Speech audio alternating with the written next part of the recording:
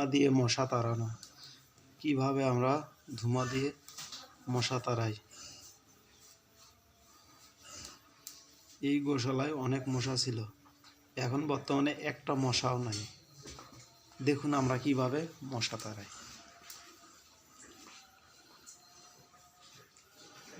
গরু নাই, গরু কম, কিন্তু এটা বুদ্ধি। এখানে বর্তমানে গরু নাই, গরু কম, কিন্তু দেখুন ধোঁয়াগুলো কিভাবে উঠতেছে।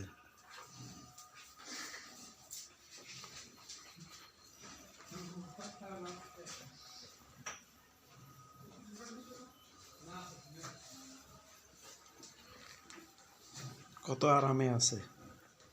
মশা থাকলে এরকম আরামে থাকতো না। এই হচ্ছে মশা তাড়ানো বুদ্ধি।